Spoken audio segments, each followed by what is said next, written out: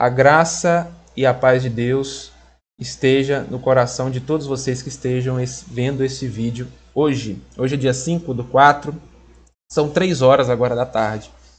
Vindo eu do meu serviço aqui, eu achei um tempinho para conversar com vocês e fazer um vídeo que eu estava aqui ficando incomodado, né, vendo a necessidade aí pela internet, a comunidade que tem se formado no mundo da internet, de pessoas que saíram da congregação, da Maranata, da Assembleia, pessoas que estão tristes e foram enganadas. Elas estão aí nesse mundo, né, vivendo só de que está na internet, não tem igreja, não sabe para onde vai, não confia em ninguém, não confia em nenhuma igreja. Hoje o vídeo é sobre isso, tá? Eu quero ajudar vocês no que eu puder a sarar o machucado que está no coração de vocês. Eu sei como é, eu vivi tudo isso.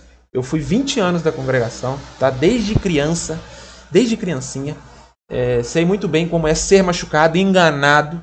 E agora ficar aí, né? A Deus dará, como diz o ditado. Eu fiquei 6 meses, depois que eu saí da congregação, fiquei 6 meses sem nenhuma igreja. Mas já sabia a igreja que eu deveria ir. Pesquisei na minha cidade, pesquisei toda a doutrina dessa igreja e vi que era uma ótima doutrina. Lembrando, irmãos, não existe igreja perfeita, mas existem igrejas que estão zelando da verdade. Existem essas igrejas, tá? Existem pastores que pregam a verdade, que estão comprometidos em anunciar somente o evangelho. Existe, tá? Não pense você que não. Eu entendo muito bem o seu lugar e a sua posição, para você que está assistindo esse vídeo. Falaram para você que lá era o único caminho, que lá tinha a verdade, que lá era o único lugar que não se roubava, que não se enganava, tá?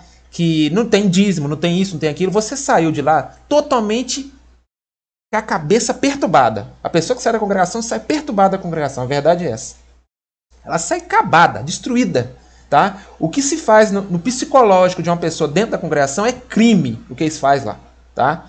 Sai com medo de comer, com medo de vestir, com medo de tratar de higienicamente falando do seu cabelo, de tudo. Uma mulher não cuida da sua beleza, sai com medo de tudo, com medo de tudo. Não pode beber, não pode comer, não pode ir em lugar nenhum, não pode ir num casamento católico, não pode fazer nada. A pessoa sai cheia de proibição, sai igual um cachorro que apanhou a vida toda e ficou passando fome e sede. É assim que sai uma pessoa da congregação, tá? Então eu sei como que é. Eu sei o que é não acreditar em algo melhor. Mas eu venho aqui para te dar essa boa notícia. Existem coisas melhores, tá? Eu sei porque eu vivo nisso. Tem um ditado que fala que aonde há sombra, há luz. Tá, irmãos? Aonde há trevas, existe também a luz.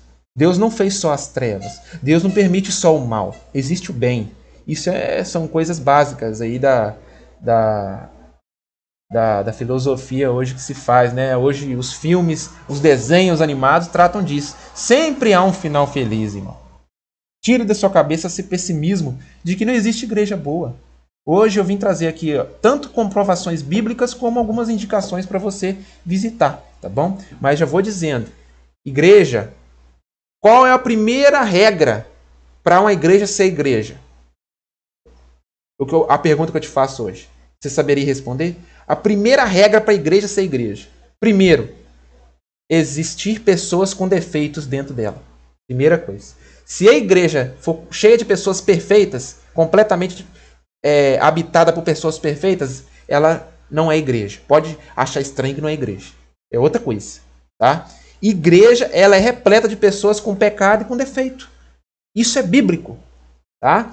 A igreja, ela está passando por um momento aqui na terra, a qual só após o arrebatamento, a glorificação em Cristo, tá? Que é o terceiro processo das dádivas da graça de Deus, que é a glorificação. Somente quando Jesus voltar, nós vamos ter essa condição de ser perfeitos. Tá? E ainda é limitado esse ser perfeito, porque o único perfeito é Deus. Porque ser perfeito é ter todo o poder, ter toda a ciência, e nós nunca vamos ter isso. Somente Deus tem isso. Mas a questão de não errar, só no céu. Tá? Enquanto estiver aqui na terra, vai ter essas coisas. É super normal. E é nos erros que se aperfeiçoa o evangelho. Se não houver os erros, não vai ter poder e a liberdade do Espírito Santo trabalhar santificando a igreja. Tá? Ele santifica através disso, das provações, dos erros. tá? Então isso é super normal, tá? É a primeira coisa. Segunda, procure uma igreja bíblica para você. O que é uma igreja bíblica? É uma igreja que tem programações voltadas para Cristo. Por exemplo, um culto separado somente para oração. Isso é bom, tá? Isso é bíblico. Vou ler um texto aqui que fala sobre isso. Um culto separado para a Santa Ceia. A igreja que pratique a ceia do Senhor corretamente. Batismo, tá bom? Cultos de evangelização. Isso tudo são igreja bíblica. E principalmente estudo bíblico. Estudo sistemático, teológico. Não é qualquer pessoa que faz isso, não é qualquer igreja, tá? Um estudo fiel às escrituras, eu só recomendo um tipo de igreja, a igreja reformada, que hoje existe a comunidade cristã reformada, igreja presbiteriana reformada, tá? E igreja batista reformada. Essas 3 igrejas é o que eu recomendo atualmente. Se você mora em Franca, São Paulo, tem uma igreja muito boa do pastor Paulo Júnior. Não perca tempo. Se você aí saiu da congregação e é de Franca, corre para a igreja desse homem. Você não vai se decepcionar. E se você se decepcionar, repense, tá? Tem defeito a igreja? Tem, como eu disse, toda igreja tem. Só que lá a palavra ela é zelada. Naquele lugar, a palavra se não tiver palavra, o culto não acontece, tá? Em muitas igrejas por aí são. Hoje eu sou da igreja presbiteriana, sou muito feliz lá, tá? É uma igreja muito organizada. O que se passa na cabeça das pessoas que saem da congregação de organização? Mulher aqui no banco esquerdo, homem no banco direito, tá? Oração somente de joelho, todo mundo ajoelha junto e levanta junto, tudo no mesmo tempo, no mesmo momento. Essas coisas que são organização para as pessoas da congregação. Mas não é bem. Você não vai ver isso nas outras igrejas. Só na congregação tem isso. Essa formalidade, todo mundo de terno, é só na congregação, tá? Essas coisas, elas são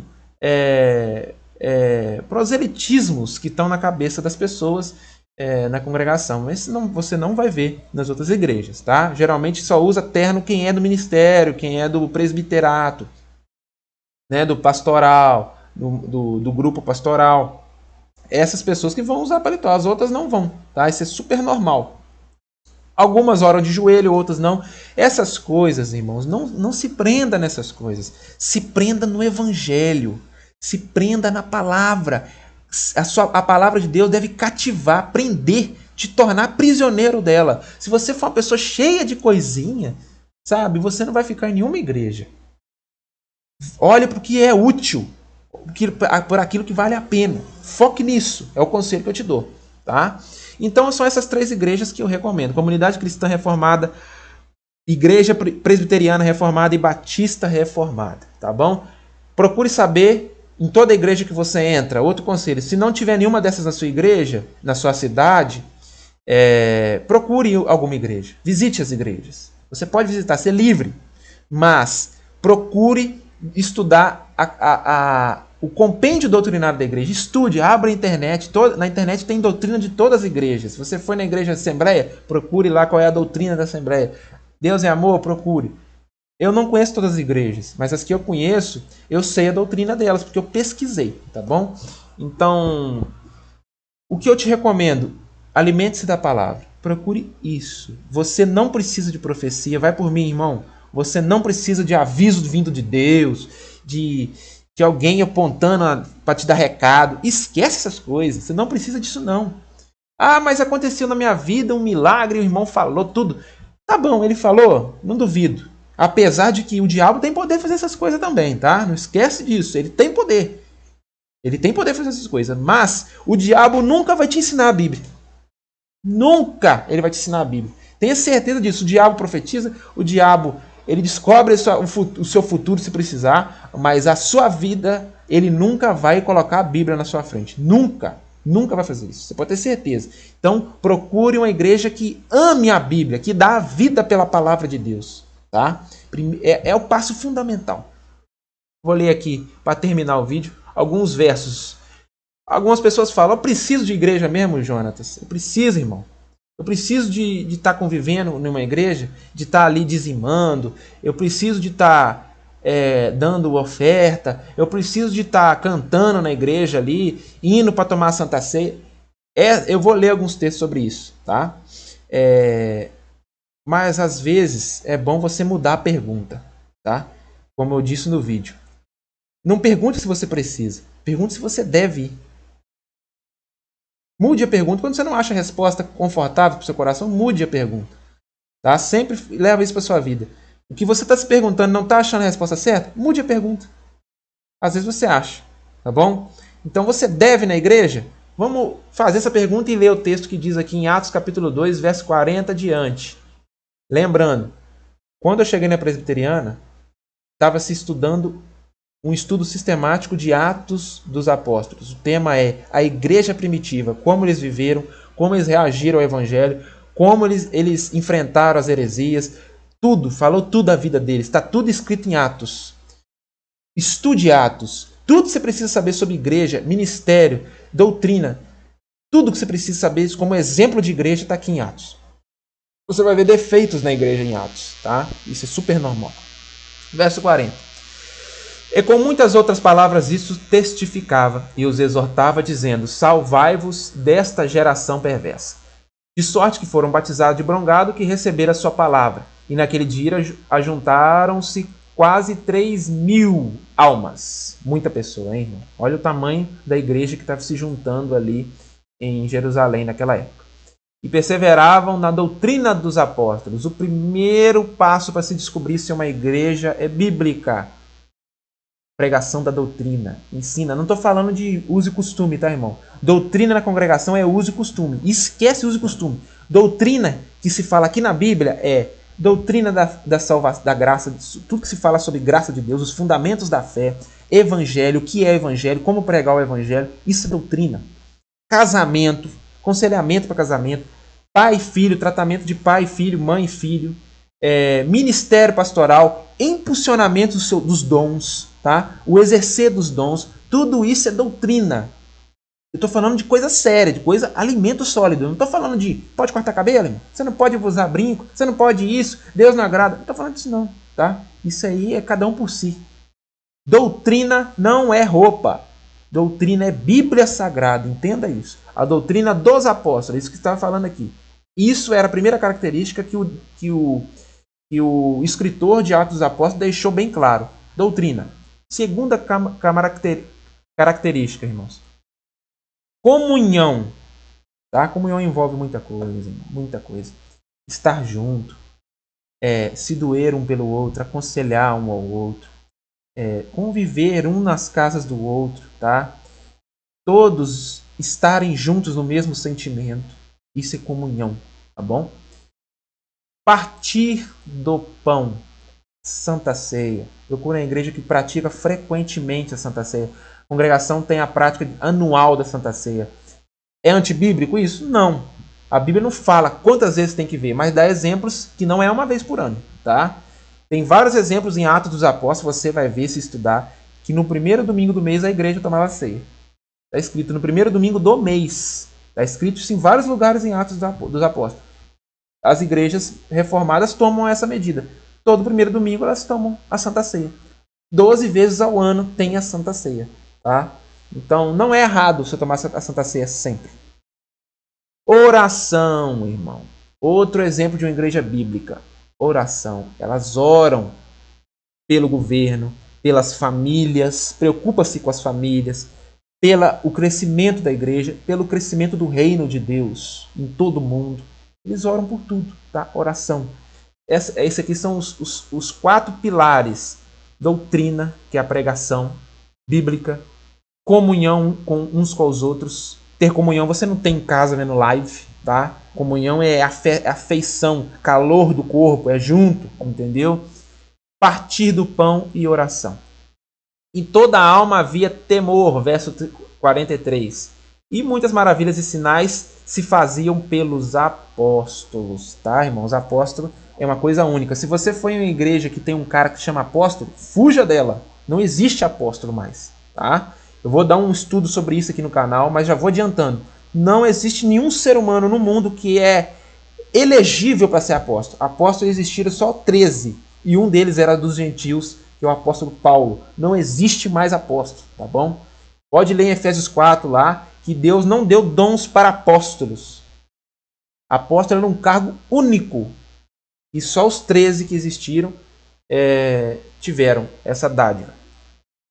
E todos criam e estavam juntos e tinham tudo em comum.